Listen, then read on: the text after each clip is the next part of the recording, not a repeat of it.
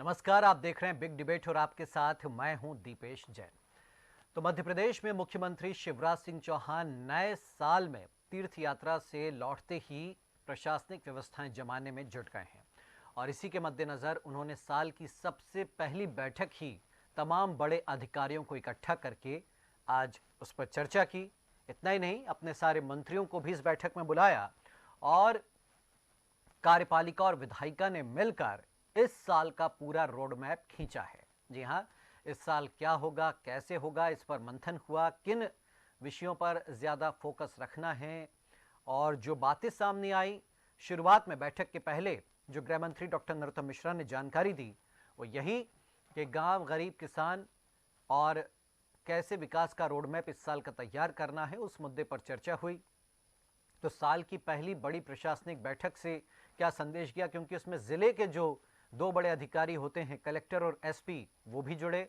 तो संभाग के जो अफसर होते हैं वो भी इसमें शामिल हुए और ये तस्वीरें बैठक की आई हैं सामने, जिसमें सीएम शिवराज सिंह चौहान संबोधित कर रहे हैं। सारे मंत्री बैठे हैं आगे, उनके पीछे सारे अधिकारी बैठे हैं और जाहिर सी बात है कि विजन 2023 के पॉइंट्स भी यहाँ पर निश्चित तौर पर नोट कराए होंगे सीएम शिवराज ने। तो क्या दो तरफा संवाद रहा या एक तरफा संवाद रहा, क्या कुछ हुआ, ये तो धीरे धीरे बातें सामने आएंगी। लेकिन पहले आपको सुनवाते हैं कि इस बैठक में जाने से पहले डॉक्टर नरोत्तम मिश्रा ने क्या कुछ कहा था, वो आपको हम सुनवाते हैं। नया साल, नया विकास का रोड में साल का प्लान, एक व्यवस्थित और तेजी से विकास, गांव और गरीब का कल्याण, हितग्राही उन्मुख योजनाएं एकदम स्पीड के साथ में, कार्यों की पूर्णता, शिलान्यास भी और उद्घाटन भी दोनों एक साथ होना, ये सारे विषय आज चर्चा के। तो ये संकेत दिए थे यहाँ पर डॉक्टर नरोत्तम मिश्रा ने कि इस बैठक का एजेंडा क्या रहने वाला है। बहरहाल बैठक में क्या कुछ हुआ ये तस्वीर भी साफ होगी, लेकिन हमारे साथ तीन खास मेहमान जुड़ गए, उनके जरिए में समझते हैं कि इस साल क्या होना चाहिए, प्रदेश का विकास कैसे बेहतर तरीके से हो, क्योंकि चुनावी साल भी है और 5 साल में ये एक साल जो होता है वो सबसे ज़्यादा अहम होता है, क्योंकि इस एक साल में हर वर्ग ये सोचता है कि शायद उसकी जो मांगे हैं, जो उसके सपने हैं, जो उसकी ज़रूरतें हैं, वो सब पूरे होंगे, क्योंकि ये चुनावी साल है। क्या इस साल वाकई वैसा होगा? पहले परिचय करवाते अपने मेहमानों का। बीजेपी की ओर से अभय प्रताप सिंह जी, आपका स्वागत है अभय प्रताप जी। कांग्रेस की ओर से प्रवक्ता अमित शर्मा जी, आपका स्वागत है अमित जी।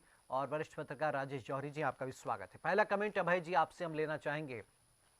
बैठक के कुछ शुरुआती संकेत हमें मिले, लेकिन जिस तरह कल आनन फानन में बैठक का समय तय हुआ, कल शाम को खबर आई कि सीएम शिवराज सोमवार को बैठक लेने वाले हैं, बड़ी अहम बैठक, और सीएम हाउस के जरिए पूरे प्रदेश के अधिकारियों से जुड़ेंगे। क्या मकसद, क्या लबोलुआब रहा इस बैठक का, अगर आप बताना चाहें।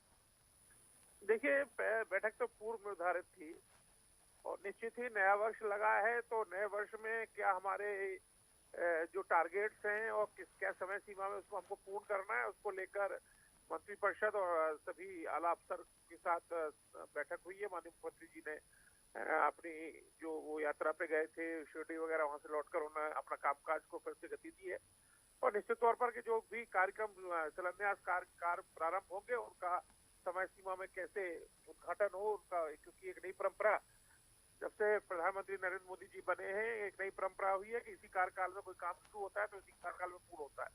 पहले की सरकारों में काम केवल शिलान्यास करते थे, उद्घाटन का कोई अता पता नहीं रहता था, लेकिन अब ये एक ऐसी सरकार है केंद्र की और प्रदेश की जो कार्यक्रमों का शिलान्यास भी करती है और समय सीमा में उसका उद्घाटन भी करती है। इसलिए सारी योजनाओं को लेकर प्रदेश के बेहतरी के लिए हमारे प्रदेश के जो जनमानस है उनके लिए क्या बेहतर योजनाएं और हो सकती हैं और जो काम पूरे बचे हैं उनको कैसे पूर्ण करना है, इन सब पर चर्चा की गई। जी अमित जी, तो साल की पहली बड़ी बैठक, क्या उम्मीदें विपक्ष को, क्या होना चाहिए इस साल? और हालांकि जो बात हो रही है वो गांव, गरीब, किसान, रोजगार और विकास का जो रोड मैप है मध्य प्रदेश का वो तैयार किया जाए, विजन 2023। तो क्या ऐसे पॉइंट्स इसमें इस बैठक में होने चाहिए थे, या आपकी ओर से कोई सुझाव कि इस एक साल में क्या होना चाहिए? सबसे पहले तो दीपेश जी, मध्य प्रदेश के हमारे संवेदनशील मुख्यमंत्री ने बैठक कर नया वर्ष था। निश्चित तौर पर नई ऊर्जा होती है, लोगों के साथ, अधिकारियों के साथ, मंत्रियों के साथ चाय बिस्किट खाने का मौका रहता है। तो उन्होंने बढ़िया चाय की चुस्की ली और बिस्किट खाए और प्रदेश की वास्तविकता से एक दूसरे से भयभीत हुए कि किस तरीके से एक आगे रोड मैप होगा, कैसे कांग्रेस आगे बढ़ रही है, जनता का क्या पक्ष अपने प्रति है। तो निश्चित तौर पर लगातार विधायक आवाज उठाते जा रहे हैं। उमा भारती जी ने भी कहा और मेरे विद्वान साथी कह ही रहे हैं कि पहले से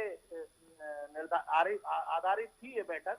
तो निश्चित तौर पर विधायकों ने जो लगातार आलोचना और बता रहे हैं कि अधिकारी सुन नहीं रहे, किस तरीके से विधायक परेशान है और काम हो नहीं रहे, पैसा है नहीं, मध्य प्रदेश लगातार कर्ज में डूबा हुआ है, उसके बाद भी कैसे मध्य प्रदेश को और नई नई घोषणाओं की सौगात दे सके, क्योंकि चुनावी वर्ष है, इसलिए मुख्यमंत्री जी ने बैठक आहूत की गई।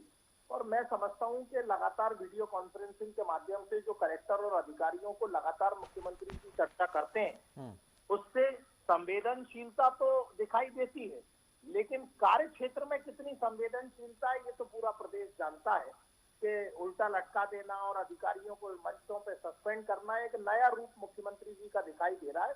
निश्चित तौर पे नए वर्ष में और नए रूप में मुख्यमंत्री दिखाई देंगे। रही बात सुझाव की, तो दीपेश भाई, मैं ये कहना चाहता हूं कि साल भर 5 साल की पढ़ाई जो होती है वो 5 साल 5 वक्त में पढ़नी पड़ती है। एक साल में आप आनंद फानंद में अधिकारियों की मीटिंग लेके और पूरी गाइड से अगर पढ़ाई करेंगे तो परिणाम क्या होता है ये तो आप भी पढ़े लिखे हैं और मैं भी जानता हूँ।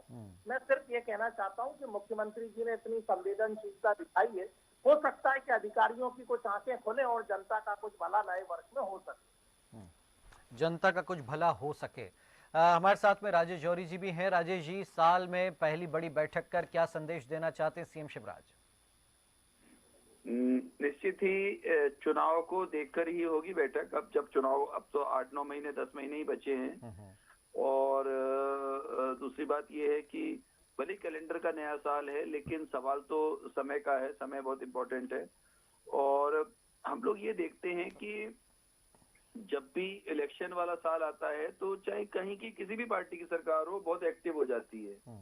जबकि होना ये चाहिए कि 5 साल उसी तरीके से एक्टिव रहें, 5 साल उसी तरीके से सब लोग रहें। और पहले तो, अब तो फिर भी ये है कि साल भर पहले, आज से करीब 15, 20, 25 साल पहले तो ये ट्रेंड था कि 6 महीने पहले ही एक्टिव होते थे। ठीक बात, बिल्कुल ठीक। वो 6 महीने में ही सब कुछ कर लेते थे और 6 महीने और 4.5 साल वो जो जनप्रतिनिधि थे वो दिखते ही नहीं थे। अब तो फिर भी जनता जागरूक हो गई है, सोशल मीडिया का जमाना आ गया है, छोटी छोटी चीजें जो है एकदम से मीडिया में आ जाती हैं। फिर क्या है, लोग वाले लापता, जैसे सिद्धू का हुआ था वैसे लापता वाले नारे जो है लिख जाते हैं, स्लोगन्स लिख जाते हैं। इस कारण से थोड़ा सा डरने लगे हैं पॉलिटिशियन, उनको थोड़ा सा शर्म आने लगी है, इसलिए वो इस तरह से इकट्ठे भी जल्दी एक्टिव हो जाते हैं। तीसरी बात ये है कि ब्यूरोक्रेसी जो है, ब्यूरोक्रेसी की जो बात है वो वाकई काफी हद तक आउट ऑफ कंट्रोल जैसी स्थिति थी। तो ऐसे में भले ही कांग्रेस को खराब लग रहा हो कि मुख्यमंत्री ने सस्पेंड किया, पर ये काम उनको 2-3 साल पहले से शुरू कर देना चाहिए था। मतलब जिस तरह से जो झाबुआ एसपी को किया, जिस तरह से अभी हाल ही में कलेक्टर, मतलब जिसको भी कायदे में तो, और इसमें कोई जल्दबाजी भी नहीं होनी चाहिए कि हमको सिर्फ सस्पेंड करना है दिखाने के लिए, इसलिए सस्पेंड होना है। आपके पास उसकी सस्पेंशन की घोषणा से पहले पूरे आधार होना चाहिए, तथ्य होने चाहिए कि क्या वाकई ये ऑफिसर लापरवाह है या इस बार पहली बार कोई गलती हो गई है। तो वो सब देखते हुए, लेकिन ऐसे वाले डिसीजन इनको कम से कम, अगर हमारे 52 जिले हैं तो 52 जिलों में से 25 जिलों में तो कम से कम करना चाहिए, तब जाके जनता को समझ में आएगा और जनता को सही डिलीवरी हो पाएगी जो उनको सरकार द्वारा डिलीवरी होनी चाहिए। और ऐसे में जो ऐसा लग रहा है कि जो बैठक हो रही है इसमें जितने भी विकास कार्य हैं, ये बात सही है, मोदी जी ने एक ट्रेंड तो सेट कर दिया है कि ऐसा नहीं है कि आपने शिलान्यास किया और जो है उसके बाद उसको 10 साल 20 साल भूल गए, नारियल फोड़ के भूल गए। हाँ, वो तो सिस्टम उन्होंने कर दिया है कि नहीं भाई, आपको जितनी टारगेट सेट करना पड़ेगा, और उस आदमी ने करके दिखा दिया ये बात तो। और वो अच्छी बात है कि चाहे किसी, अच्छा दूसरी तेलंगाना की सरकार ने भी उनसे इस बारे में सीखा, ऐसा नहीं है कि भाजपा की सरकार ही उनसे सीख रही है। तो उनने जो ट्रेंड सेट किया है वो काफी काबिल तारीफ है, और हो सकता है कि जो मेट्रो का जो मामला चल रहा है भोपाल और इंदौर का, हम सब देख रहे हैं कि कितना दिक्कत आ रही है ट्रैफिक में, कितनी समस्याएं आ रही हैं जो जहां भी मेट्रो का रूट बन रहा है। तो उसको लेके शायद पहला फेज शुरू करने का ऐसी उम्मीद है कि इस फाइनेंशियल ईयर खत्म होने से पहले पहला फेज शुरू करना है। ऐसा ही इंदौर के मेट्रो वालों ने तो बताया कि एक पहले फेज का जो टारगेट है सुपर कॉरिडोर का, उसको तो पूरा करना है। तो अगर ऐसी कुछ चीजें सही होती हैं, देखिए जनता को बेसिकली जनता को सरकार से यही चीजें चाहिए। जनता को फ्री वाली बातें उतना इम्पोर्टेंट नहीं है कि क्या चीज फ्री में मिल रही है, पर हाँ जो सुविधाएं हैं, जो इंफ्रास्ट्रक्चर है वो सही हो जाए तो जनता के लिए ज्यादा अच्छा रहेगा। और शायद इस बैठक से ऐसा कुछ हो इसमें। जी सुशासन पर भी जो पॉइंट्स आए हैं बैठक के सामने, अभय जी वो कह रहे हैं कि सुशासन पर ज़्यादा फोकस रहने वाला है, लेकिन ब्यूरोक्रेसी को लेकर अक्सर सवाल उठते हैं।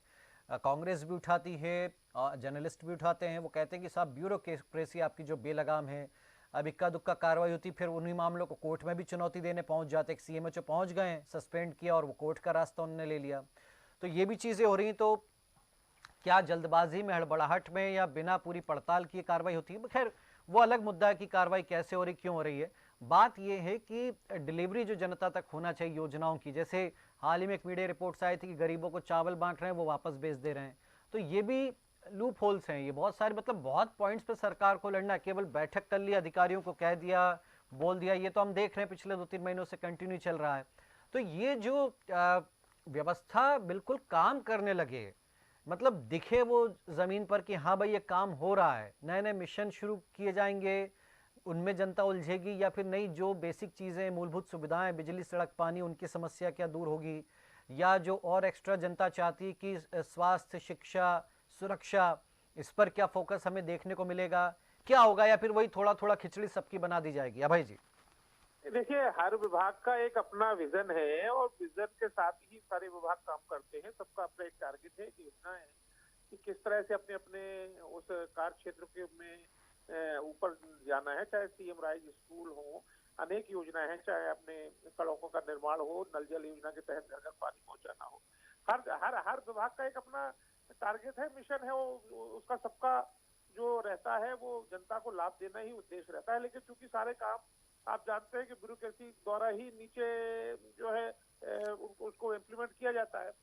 तो जब ब्यूरोक्रेसी द्वारा इम्प्लीमेंट किया जाता है तो उन पर कार्रवाई भी होती है, वो जिम्मेदार भी होते हैं।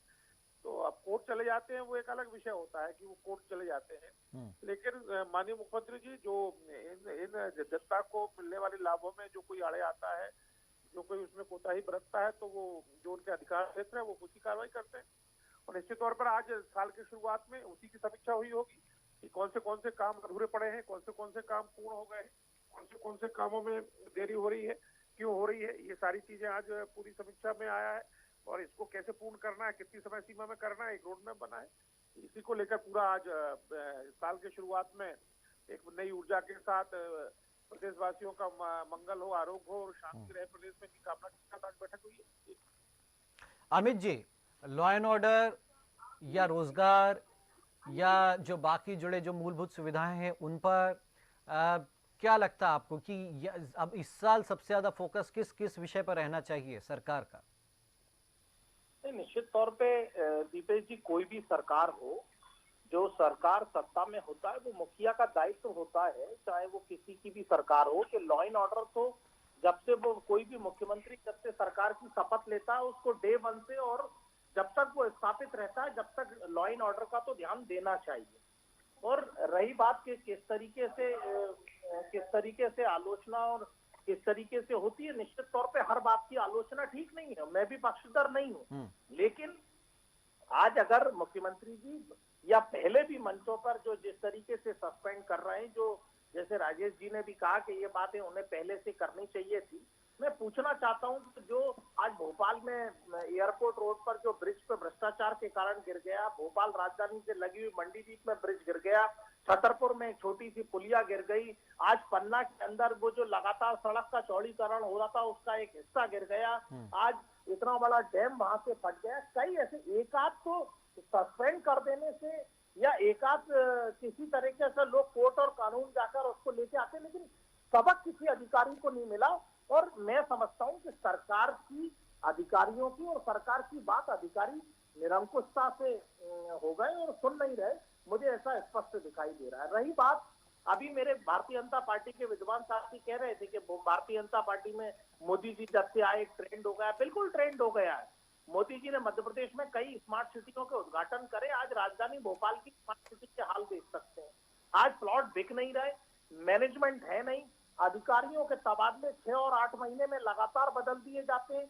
मैनेजमेंट कमेटियां जो है वो जनप्रतिनिधि बाहर हैं, अधिकारियों की मनमानी और चारागाह बन गया है।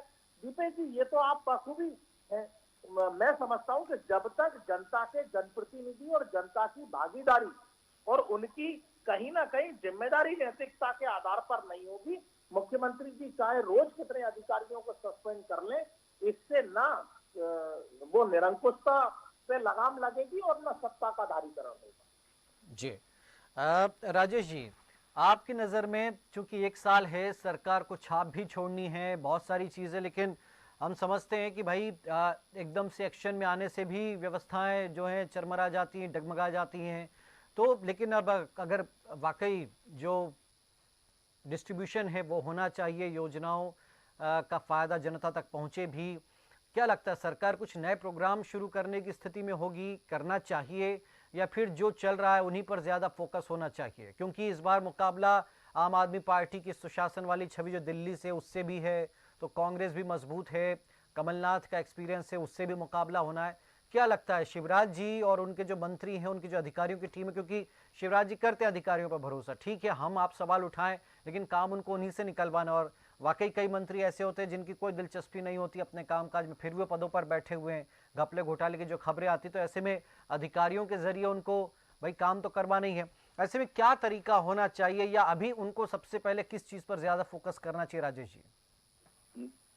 देखिए दीपेश जी, जो नई कोई चीज शुरू करेंगे भी, आज क्या होता है कि एक सरकार को कोई चीज शुरू करनी है, कोई नया आइडिया आया, उसको धरातल पे उतरने में 6 महीने लग जाते हैं कम से कम। पूरी जो पूरा का सारा जैसे अगर विधानसभा में भी जाएगा या कोई उसका ऑर्डिनेंस पास होगा, कुछ भी होगा, तो उसमें टाइम लगता है। तो उसमें समय ना खराब करते हुए आप तो जो पुरानी बातें हैं, जैसे एक स्मार्ट सिटी प्रोजेक्ट का अभी अमित शर्मा जी ने बहुत अच्छा एक बात ध्यान में दिलाई कि स्मार्ट सिटी प्रोजेक्ट को अगर एक टारगेट बना लें कि भाई देखिए हर 1 महीने में इतनी प्रोग्रेस होनी चाहिए, 1 महीने में इतनी होनी चाहिए, इस महीने में इतनी होनी चाहिए, और 6 महीने में उस पर टर्न की होना चाहिए, मतलब सीधे आपको वो उसका उद्घाटन होना चाहिए।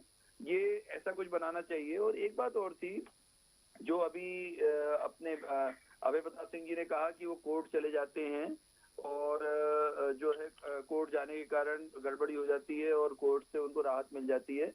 तो देखिए, हालांकि अपन लोग कानून के जानकार नहीं है, पर हमने सिर्फ लॉ पढ़ा हुआ है, तो उसके लिए सरकार के पास एक स्ट्रॉन्ग पॉलिटिकल विल हो तो केवीएट की एक व्यवस्था होती है।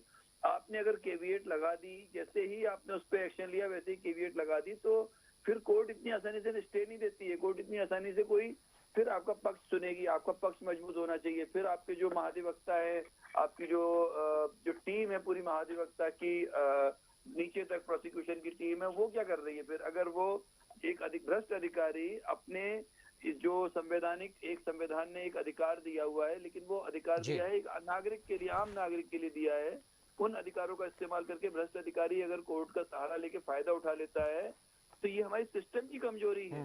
ये कमजोरी ये कोर्ट की। चलिए राजेश जी, मैं 1 मिनट इसलिए आपको रोक रहा हूँ क्योंकि बैठक के बाद क्या कुछ कहा डॉक्टर नरोत्तम मिश्रा ने, वो बयान सामने आ चुका है, वो हम अपने दर्शकों को सुनवाते, फिर हम चर्चा को आगे बढ़ाएंगे। नव वर्ष की बधाई देने के साथ नव वर्ष का रोडमैप भी सम्मानित मंत्रियों को, सीएस को, सभी पीएस, कलेक्टर्स, कमिश्नर्स को आज विस्तार से बताया है। माननीय मुख्यमंत्री जी का स्पष्ट कहना था कि हमको ईश्वर ने ये जिम्मेदारी दी है, हम आस्तिक हैं, ईश्वर की सत्ता में विश्वास रखते हैं, और इसलिए प्राणपण से हम सबको जुटना है। उपलब्धियों के बारे में भी उन्होंने, जो इन 3.5 साल की उपलब्धियां होंगी, जो 23 मार्च को अवसर आएगा, उसमें विस्तार से हमने जो 3 साल में किया है, सभी विभाग अपना अपना रखेंगे। ने सभी को कहा अर्जेंट काम और इम्पोर्टेंट काम दोनों को विभाजित करें। अर्जेंट से मतलब कभी कभी जैसे कोरोना आया, अर्जेंट काम था, बाकी काम रोकना पड़े। इम्पोर्टेंट काम जो हम करते हैं वो अब जनवरी मास के ही 4 प्रमुख काम हैं, जिसमें हमारे मध्य प्रदेश की छवि ग्लोबल स्तर पर बनेगी। ग्लोबल इन्वेस्टर समिति, प्रवासी भारतीय दिवस, माननीय प्रधानमंत्री जी खुद आ रहे हैं, 3 दिन का है ये। खेलो इंडिया और G20 की बैठक, ये जनवरी का है और इसलिए इसमें 0 डिफेक्ट और मैक्सिमम इफेक्ट के साथ हमको इन चारों को देखना है। 1 फरवरी से 15 फरवरी तक, जो जनवरी के बाद फरवरी का प्रोग्राम उन्होंने बताया।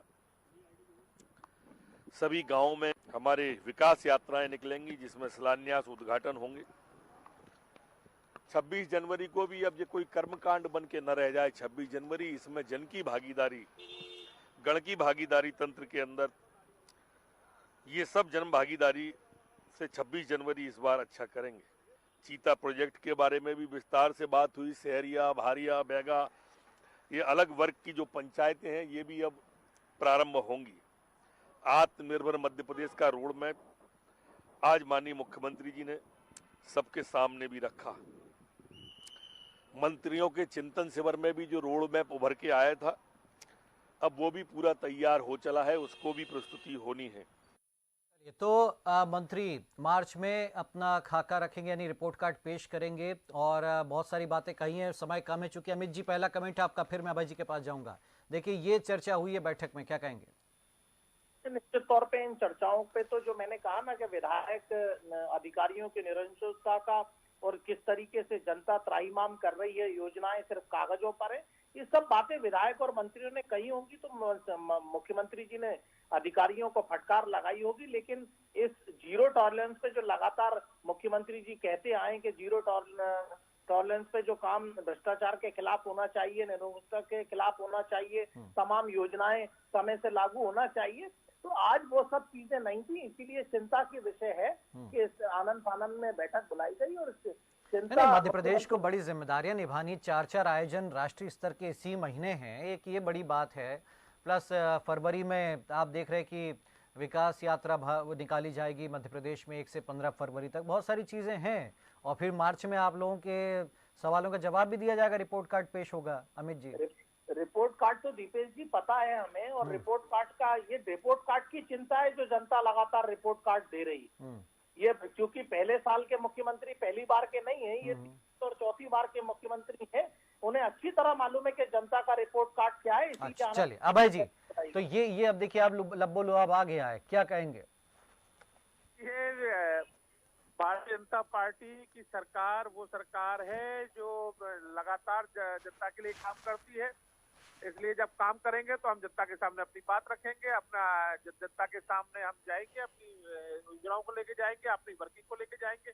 कांग्रेस में ये प्रथा कभी नहीं रही, इसलिए क्योंकि कांग्रेस अपने आप को बचती रही, लेकिन भारतीय जनता पार्टी पारदर्शिता के साथ काम करती है। जैसा कि माननीय नरोत्तम मिश्रा जी ने आपके ये भी रखा है, उन्होंने सारी बता दिया कि हम जो है हमारी विकास यात्राएं भी निकलेंगी, अभी G20 के कार्यक्रम भी होंगे, खेलो इंडिया के भी होंगे।